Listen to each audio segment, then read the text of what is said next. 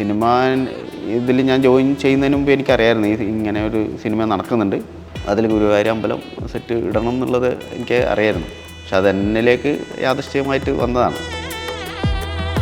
ആ ഡോറ് തുറന്നിട്ട് ഉള്ളിലോട്ട് കയറുമ്പോഴാണ് നമുക്ക് നമ്മളെ ആ ഒരു നടപ്പന്തലിലേക്ക് കയറിയിട്ട് പോകുന്ന ഒരു ഫീൽ ഉണ്ടാവുക. അവിടെ നിന്ന് ഒരു 400 അടി ദൂരത്തിലാണ് അമ്പലം സ്ഥിതി ചെയ്യുന്നത്, നമ്മളെ എൻട്രിയിൽ നിന്ന്. അപ്പോൾ അത്രയും നീളത്തിലാണ് അത് ഇട്ടിരിക്കുന്നത്. അപ്പോൾ അതൊക്കെ കാണുമ്പോൾ ആൾക്കാർക്ക് ഇത് ഒറിജിനൽ അമ്പലത്തിലേക്ക് കയറി പോകുന്ന ഒരു ഫീല് ഉണ്ടായിട്ടുണ്ട്.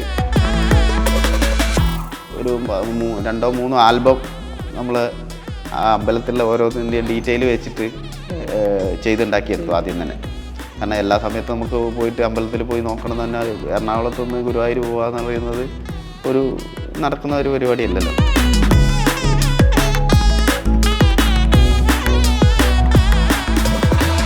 സുനിലേട്ടാ നമസ്കാരം. നമസ്കാരം.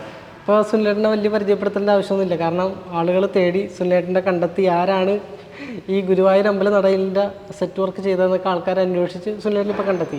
ഒരു കാലത്ത് നമ്മുടെ മലയാള സിനിമ ഒരു ചെറിയ ഇൻഡസ്ട്രി ആണല്ലോ. നമ്മുടെ സ്ക്രിപ്റ്റിൻ്റെ ബലത്തിലും അഭിനയത്തിൻ്റെ ബലത്തിലൊക്കെ നമ്മൾ ലോകം മൊത്തം ശ്രദ്ധിക്കപ്പെട്ടിരുന്നു. ഇപ്പോൾ കുറേ നാളുകളായിട്ട് നമ്മൾ ആർട്ടിൻ്റെ പേരിൽ നമ്മൾ ശ്രദ്ധിക്കപ്പെടുന്നുണ്ട്.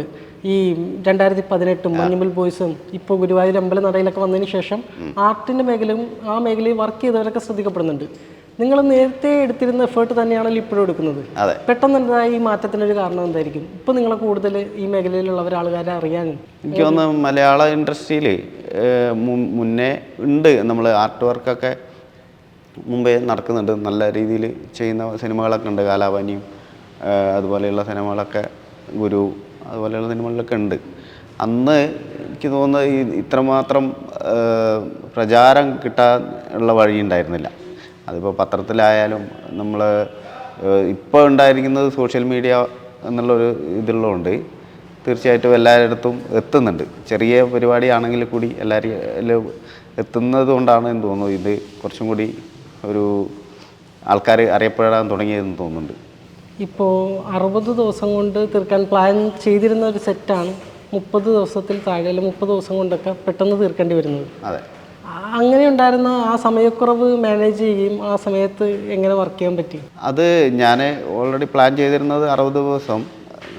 നമ്മുടെ ഒരു വർക്കിംഗ് ടൈം ഒരു 6 മണി വരെയാണ്, വൈകുന്നേരം 6 to 6 നമ്മുടെ ഒരു വർക്കിംഗ് ടൈം. ആ ഒരു കണക്ക് കൂട്ടലിലാണ് നമുക്ക് ഇത്രയും ദിവസം ഉണ്ടെങ്കിൽ നോർമലി വർക്ക് ചെയ്ത് തീർക്കാമെന്നുള്ള രീതിയാണ്. അപ്പോൾ എനിക്ക് കിട്ടിയത് 45 ദിവസവും അതിൽ നിന്ന് 10 ദിവസം വേറൊരു സ്ഥലത്ത് പോയി മാറി ചെയ്തിട്ട് ആ ഒരു ദിവസം മാറിപ്പോയി. പിന്നെ കിട്ടിയത് 35 ദിവസത്തിനുള്ളിൽ തീർക്കാം. അപ്പോൾ രാത്രിയും പകലും ചെയ്യാൻ വേറെ രക്ഷയില്ല. കാരണം നമ്മളെ ഒരു ഇന്ന ഡേറ്റ് ഫിക്സ് ചെയ്തിട്ടാണ് നമ്മൾ സെറ്റ് വർക്കൊക്കെ തുടങ്ങുന്നത്, ഷൂട്ടിൻ്റെ ഡേറ്റ്.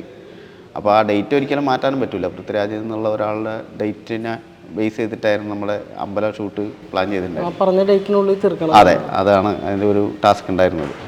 തീർക്കാൻ പറ്റി, തീർത്തു. നമ്മൾ 35 ദിവസമേ കിട്ടിയിട്ടുള്ളൂ. പിന്നീട് പൃഥ്വിരാജിൻ്റെ ചെറിയൊരു ഡേറ്റ് ഒന്ന് മാറിയതുകൊണ്ട് ഒരു 5 ദിവസം കൂടി കിട്ടി.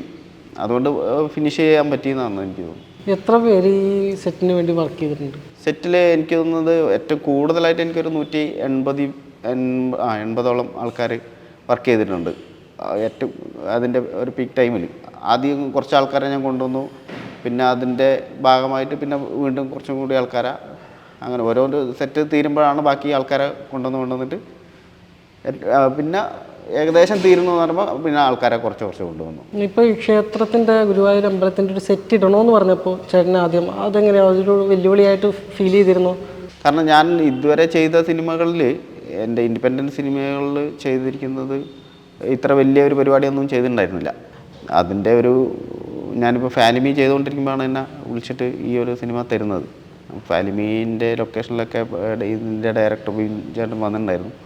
അപ്പോൾ അവർക്ക് നമ്മൾ ചെയ്തുകൊണ്ടിരിക്കുന്ന പരിപാടികളിലൊക്കെ എനിക്കൊന്ന് കുറച്ചും കൂടി വിശ്വാസം ഉണ്ടായെന്ന് തോന്നുന്നു. അതുകൊണ്ടാണ് ഇതിലേക്ക് വിളിച്ചിട്ട് തന്നത്. അപ്പോൾ ഈ സിനിമ ഇതിൽ ഞാൻ ജോയിൻ ചെയ്യുന്നതിന് മുമ്പ് എനിക്കറിയാമായിരുന്നു ഇങ്ങനെ ഒരു സിനിമ നടക്കുന്നുണ്ട്, അതിൽ ഗുരുവായൂർ അമ്പലം സെറ്റ് ഇടണം എന്നുള്ളത് എനിക്ക് അറിയായിരുന്നു. പക്ഷെ അത് എന്നിലേക്ക് യാദൃശ്ചികമായിട്ട് വന്നതാണ്. അപ്പോൾ ഞാനത് പോയി ഇവരെ കാണുകയും ഞങ്ങളൊരു രണ്ടാമത്തെ ഷെഡ്യൂളിൽ നമുക്ക് സെറ്റിൽ ഉള്ള പരിപാടി തുടങ്ങാമെന്നൊക്കെ പറഞ്ഞു. പക്ഷെ അന്ന് മഴയൊക്കെ ആയിട്ട് അത് മാറ്റി. പിന്നീടാണ് നവംബർ ഡിസംബറിലേക്ക് എത്തിയത്. ഈ സിനിമ കണ്ടപ്പോൾ തോന്നിയൊരു കാര്യം, നമുക്ക് സെറ്റിടാം, ക്ഷേത്രത്തിൻ്റെ അതേ വലിപ്പം വേണമെന്നൊന്നും നിർബന്ധമില്ലല്ലോ. സിനിമയ്ക്ക് നമുക്ക് വേണമെങ്കിൽ ടെക്നിക്കലി നമുക്ക് എന്തെങ്കിലുമൊക്കെ സംവിധാനങ്ങൾ ഉപയോഗിക്കാം. പക്ഷേ ക്ഷേത്രത്തിൻ്റെ അതേ വലിപ്പവും അതേ ഇതിലുള്ള വേണമെന്ന് അങ്ങനെ ഒരു ചേട്ടൻ അതിൽ തന്നെ ചെയ്യാൻ കാരണം എന്താ? അതിൻ്റെ ഒരു പ്രശ്നം എന്ന് പറഞ്ഞാൽ നമുക്ക് ഇത്രയും ആൾക്കാർ ഒരു 1500 പേരോളം നമ്മൾ ആ ക്ലൈമാക്സ് സീനിലുണ്ട്. പിന്നെ അതിനെ നമ്മൾ എങ്ങനെ ചുരുക്കി കഴിഞ്ഞാലും ഒരു മലയാളി എന്ന നിലയ്ക്ക് പല ആൾക്കാർക്കും അമ്പലം എന്താണെന്നുള്ളത് അറിയാം. അപ്പോൾ അതിനൊരു ചെറിയ ഇതിലേക്ക് കൊണ്ടുവന്നു കഴിഞ്ഞാൽ എങ്ങനെയാണ് ആൾക്കാർക്ക് മനസ്സിലാവും അത് ഉടായ്പ് ചെയ്തതാണെന്നുള്ളത്. അപ്പോൾ നമ്മൾ അതിൻ്റെ യഥാർത്ഥ വലിപ്പത്തിൽ തന്നെ ചെയ്യാന്നുള്ളത് തന്നെയായിരുന്നു തീരുമാനം. ഇപ്പോൾ കുറേ പേർക്കൊക്കെ സിനിമ കണ്ടതിന് ശേഷം പോലും മനസ്സിലായില്ല ഇതൊരു സെറ്റാണെന്നുള്ളത്. അതെ. പിന്നീട് ഇത് പലരും അറിഞ്ഞു കഴിഞ്ഞപ്പോൾ ആളുകളുടെ ഭാഗത്തു നിന്നുള്ളൊരു പ്രതികരണം എന്തായിരുന്നു? ആൾക്കാർക്ക് ഇതുപോലെ സിനിമ കണ്ടിട്ട് പല ആൾക്കാരും ഇതുപോലെ റിവ്യൂ ഒക്കെ പറഞ്ഞ ആൾക്കാർക്ക് പോലും എനിക്ക് തോന്നുന്നു അത് അമ്പലത്തിൽ ഏതോ ഒരു അമ്പലത്തിലായിട്ട് ഷൂട്ട് ചെയ്തത് തന്നെയാണെന്നാണ് പല ആൾക്കാരും വിചാരിച്ചതെന്ന് തോന്നുന്നു. കാരണം അന്ന് ആദ്യത്തെ ചില റിവ്യൂ വന്നാലോ അതിൽ ആൾക്കാരൊന്നും ഈ സെറ്റിനെ കുറിച്ചോ അങ്ങനെയൊന്നും പറയുന്നുണ്ടായിരുന്നില്ല. പിന്നീടാണ് ബിബിൻ ചേട്ടൻ അതിനെക്കുറിച്ചൊരു കാണിക്ക ഇടുന്നതും പിന്നെ പുള്ളിയുടെ ഒരു ഇൻ്റർവ്യൂ ഉണ്ടായിരുന്നു. അതിൽ പുള്ളി പറഞ്ഞു അതിൽ നമ്മൾ സെറ്റ് ഇട്ടിട്ടാ ചെയ്ത് എന്ന് പറഞ്ഞപ്പോഴോ ആണ് ആൾക്കാർക്ക് അതിനെക്കുറിച്ചൊരു ഇത് വന്നതെന്ന് തോന്നുന്നു. ഈ ചേട്ടൻ്റെ ഇൻ്റർവ്യൂവിൽ തന്നെ വന്നൊരു കമൻ്റ് എന്ന് പറഞ്ഞു കഴിഞ്ഞാൽ ഈ മേൽപ്പത്തൂർ ഓഡിറ്റോറിയം ഉണ്ടല്ലോ, മേൽപ്പത്തൂർ ഓഡിറ്റോറിയത്തിൻ്റെ ആ ഒരു ബോർഡ് പോലും ചരിഞ്ഞിട്ടാണ് ഗുരുവായൂർ ക്ഷേത്രത്തിൽ. അപ്പോൾ അതുവരെ കൃത്യമായിട്ട് നമ്മൾ റെഫറൻസ് എടുത്ത് ചെയ്തിട്ടുണ്ട്. അങ്ങനെ ഒരു നിരീക്ഷണം എല്ലാ ഭാഗത്തും എല്ലാ കാര്യത്തിലും ഉണ്ടായിരുന്നു. ഞങ്ങൾ അവിടെ പോയിട്ട് ഒരു ഫോട്ടോഗ്രാഫറെ വെച്ചിട്ട് എല്ലാ ഇതും അവരുടെ അനുമതിയോടെ തന്നെ ഫോട്ടോ എടുക്കാനുള്ള ഒരു അനുമതി മേടിച്ചിട്ടാണ് എല്ലാം എടുത്തിട്ടുണ്ടായിരുന്നു. അപ്പോൾ അതിൽ എനിക്ക് തോന്നുന്നു ഒരു 2-3 ആൽബം നമ്മൾ ആ അമ്പലത്തിലുള്ള ഓരോന്നിൻ്റെയും ഡീറ്റെയിൽ വെച്ചിട്ട് ചെയ്തുണ്ടാക്കിയെടുത്തു ആദ്യം തന്നെ. കാരണം എല്ലാ സമയത്തും നമുക്ക് പോയിട്ട് അമ്പലത്തിൽ പോയി നോക്കണം തന്നെ. എറണാകുളത്ത് നിന്ന് ഗുരുവായൂർ പോകുക എന്ന് പറയുന്നത് ഒരു നടക്കുന്ന ഒരു പരിപാടിയല്ലല്ലോ. അതുകൊണ്ട് നമ്മളങ്ങനെ ഒരു ആൽബം ഉണ്ടാക്കി. അപ്പോൾ അതിൽ നിന്നും വെച്ചിട്ടാണ് ഡീറ്റെയിൽ പലതും നോക്കിയിട്ട് ചെയ്തിട്ടുണ്ടായിരുന്നത്. പിന്നെ ഈ സെറ്റിന് ഇത്ര 4 കോടി ആയി എന്ന് അറിഞ്ഞപ്പോൾ എല്ലാവരും ഒരു ഞെട്ടലോടുകൂടി 4 കോടിയൊക്കെ ഒരു സെറ്റിനാവുമോ എന്നുള്ളത്. നമുക്കൊരു കോംപ്രമൈസ് ചെയ്യാൻ പറ്റാത്തൊരു മേഖലയാണ് നമ്മുടെ ഈ ആർട്ട് ഡിപ്പാർട്ട്മെൻറ്റ്. ആർട്ട് ഡിപ്പാർട്ട്മെൻറ്റിന് കോംപ്രമൈസ് ചെയ്യാം. പല മെറ്റീരിയലിലൊക്കെ നമുക്ക് കോംപ്രമൈസ് ചെയ്യാം. നമ്മൾ അതിൽ ഇതിപ്പോൾ ഞാൻ ഉപയോഗിച്ചിരിക്കുന്നത് പ്ലൈവുഡ് റീപ്പറൊക്കെയാണ് അമ്പലം ഉണ്ടാക്കാൻ വേണ്ടി ഉപയോഗിച്ചത്. പക്ഷേ അത് നമുക്ക് ഇരുമ്പിലേക്കും സിമെൻറ്റ് ഷീറ്റിലേക്കും മാറുമ്പം കോസ്റ്റ് കൂടുകയുള്ളൂ.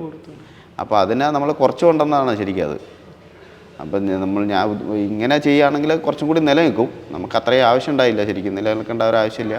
ഒരു 2 മാസത്തേക്ക് എന്നുള്ള രീതിയിലാണ് നമ്മളത്. അതിന് ഇപ്പോൾ ഈ പ്ലൈവുഡും റീപ്പറും മതിയാവും.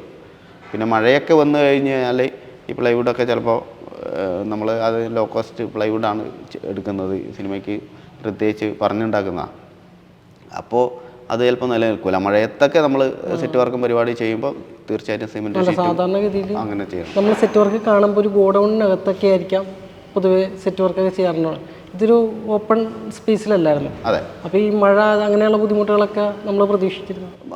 മഴ വരും എന്നുള്ളത് പ്രതീക്ഷയുണ്ടായിരുന്നു. മഴ വന്നിട്ടുണ്ട്. എന്നാലും കുഴപ്പമില്ലാത്ത രീതിയിലാണ്. കുഴപ്പമില്ലാത്ത രീതിയിൽ തന്നെയാണ്. അത് ഷീറ്റൊക്കെ ഇട്ടിട്ട് മൂടിയിട്ടാണ് അന്ന് നമ്മൾ ചെയ്തുകൊണ്ടിരുന്നത്.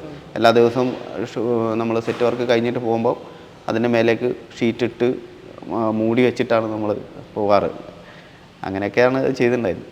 ഇത് വർക്ക് മൊത്തം കഴിഞ്ഞപ്പോൾ ഡയറക്ടറുടെയും പ്രൊഡ്യൂസറുടെയും പൃഥ്വിരാജിൻ്റെ അവരുടെയൊക്കെ ഒരു റെസ്പോൺസ് എങ്ങനെയായിരുന്നു? അവർക്ക് എനിക്ക് തോന്നുന്നു ഡയറക്ടർ അതിനിടയിലൊക്കെ വരാറുണ്ടായിരുന്നു. ആൾക്ക് അതിൻ്റെ തുടക്കം മുതലുള്ള ഒരു സാധനങ്ങൾ കണ്ടുകൊണ്ടിരിക്കുന്ന ഒരാളാണ്. അവിടെ ഒരു ഫീലെന്ന് പുള്ളിക്ക് ഉണ്ടാകാൻ ചാൻസ് ഇല്ല. കാരണം അല്ല, ഇതിൻ്റെ ഒരു പടിപടിയായിട്ടുള്ള ഒരു വളർച്ച കണ്ടുകൊണ്ടിരിക്കുകയല്ലേ.